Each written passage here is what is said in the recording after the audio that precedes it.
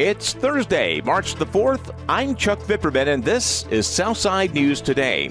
Southside News Today is brought to you by strength runner Dave Glue-Harris, the Danville Area Humane Society, and by Guns, Gear, and Ammo, Route 58 Cascade. As the number of local COVID-19 cases begins to fall, area hospitals say they'll wait just a little longer before making any significant changes to their visitation policies. Dr. Ahmad Kazay is a hospitalist at Sova Health Danville. We realize how important it is for patients who are admitted to have their loved one visit and be at the bedside with them in times of illness. Having said that, unfortunately, there have not been any major change in our hospital policy over the past few weeks. Meantime, Dr. Kazay says the hospital is stepping up efforts to distribute the new COVID vaccine. Sova Health has been administering the COVID-19 vaccine to the frontline workers as well as individuals in Category 1B as defined by the Commonwealth of Virginia Department of Health. And to date, Sova Health has administered over 17,500 doses of the COVID-19 vaccine. Now, locally, the State Department of Health is reporting that the 7-day new case average in Danville in Pittsylvania County is now down to 10, the lowest it's been since last summer. The city and county's positive test rate now at 10.9%. However, it remains much higher than the state average, which is now down to 6.3%, down a full percentage point from the start of the week. Piedmont Access to Health Services will begin using their mobile unit to provide community COVID-19 vaccinations first thing Friday. PAVS has partnered with the city and county and local health department and others to provide over 2,400 vaccinations at community clinics for several groups of people the past month. The mobile unit has both a medical exam room and dental operatory room. It'll serve past areas in Danville, South Boston, Martinsville, Chatham, and Boynton. 5th District Congressman Bob Goods asking Governor Ralph Northam to increase the maximum number of people allowed at outdoor high school sporting events. Goods suggesting a maximum of 50% capacity or 500 people, whichever is greater.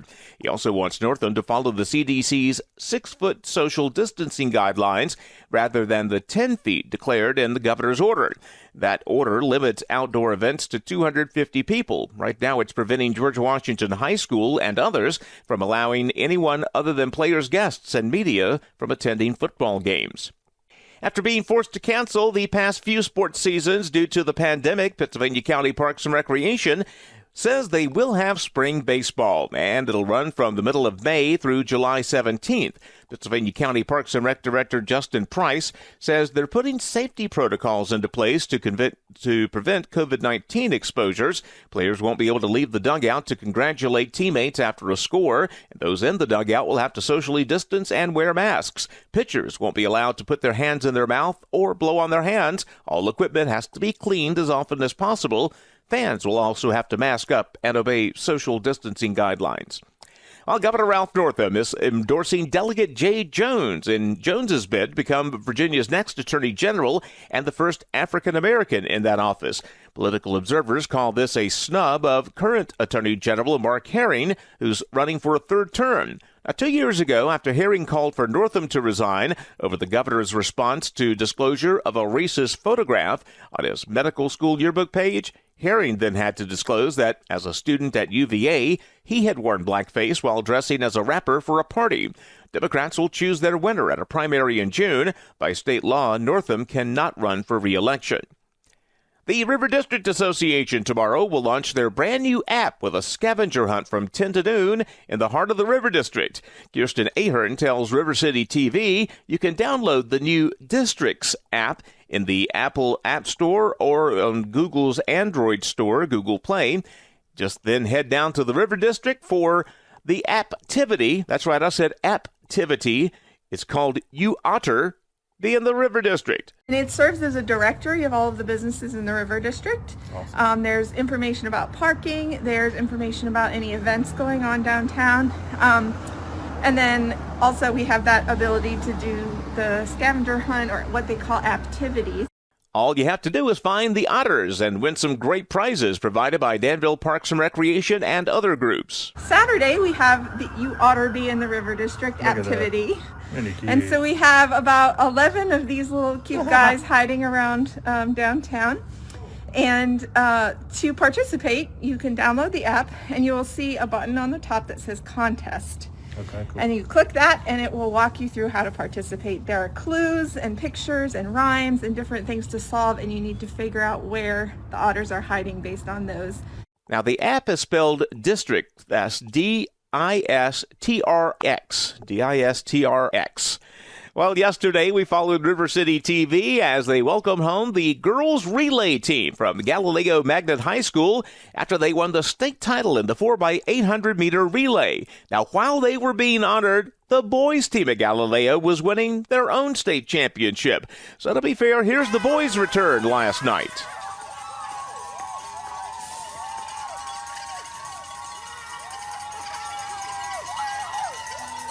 Of course, all this means that the boys and girls at Galileo won state track titles in the 4x800 meters, which a lot of track coaches will tell you is the most challenging of the sprint races. Congrats to everyone at Galileo.